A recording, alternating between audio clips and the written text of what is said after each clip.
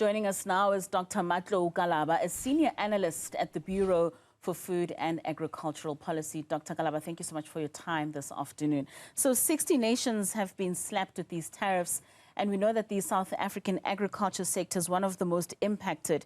At a time of impulsive policies, what level of level-headedness should one use in order to respond in a way that will keep trade and the agricultural sector in South Africa in good form? Thank you, Katao, for the invitation and the opportunity to discuss these matters. I like the word you use, level-headedness, that is required. And it is indeed what the President of the United States announced on Tuesday, but also something that has been building up throughout the campaign towards being the United States president. These kind of issues were being modeled, were being mentioned. It's just that now they have come to realization, and it has actually thrown the world, and the world trading system is basically now shaken in a way that in the past 30 years of the formation of the WTO, something like this has not happened.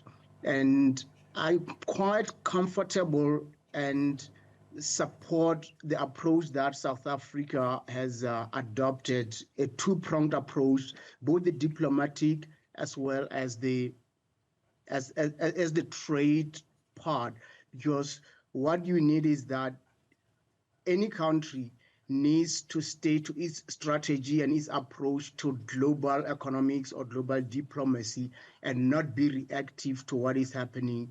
And hopefully over time, that kind of level-headedness, the discussion, normality and sanity will return, and hopefully the global trading system will not be destroyed. And of course, I mean, with all that's happening, there needs to be some adjustments directly on the ground with regards to what's currently happening. So given the existing challenges of food security in our country, how might these tariffs exacerbate or even just alleviate issues related to food availability and affordability? Well, at the current moment, the extent to which they will affect food security and other indicators is not yet known. It needs to be evaluated, but one can imagine the direct impact on employment, particularly farm employment. As you mentioned in your introduction, that agricultural exports are some of the most that are directed towards the United States under the African Growth Opportunities Act. Obviously, even though a formal decision has not been made on that, you can tell that it's already been thrown out of the window, because this goes not only against that agreement, because that is a blanket tariffs application, so kicking out that agreement.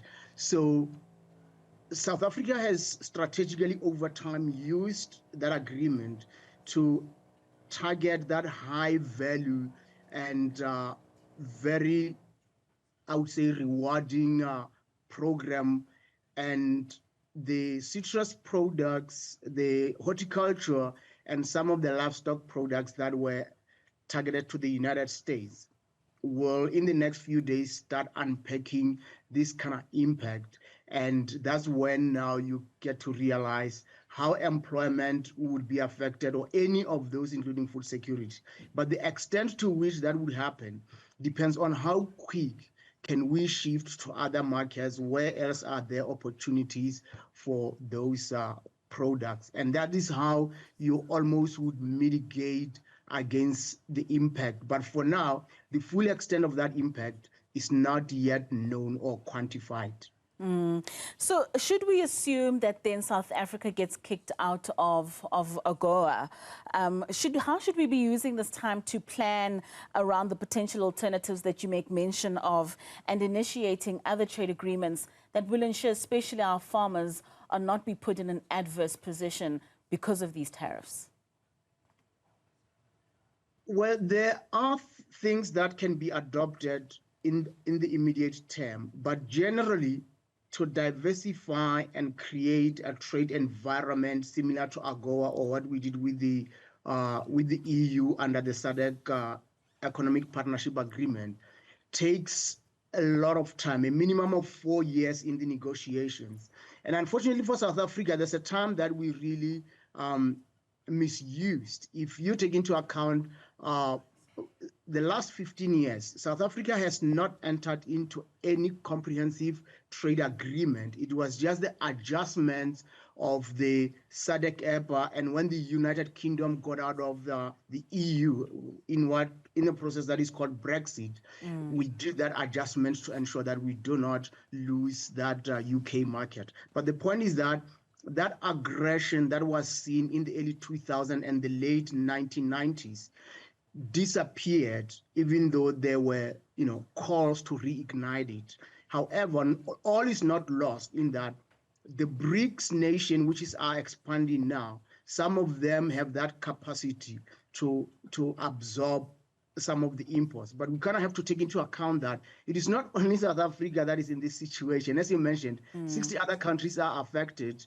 So those that are directly affected, they may also look at same markets that we are thinking of. But the point here is that in the immediate term, that is the kind of strategy that you look into, the niche markets, and some of those are expanding. But in the long term, the opportunities that have been identified through research and other means are in the East, East Asia, and we have not fully used those opportunities. And this is the time to look into it. All right, Dr. Kalaba, thank you for your time. Certainly a lot of work cut out for us, not just as South Africans, but like you said, all 60 other nations with regards to these tariff hikes. That's Dr. Mmatlou Kalaba, who is a senior analyst at the Bureau for Food and Agricultural Policy.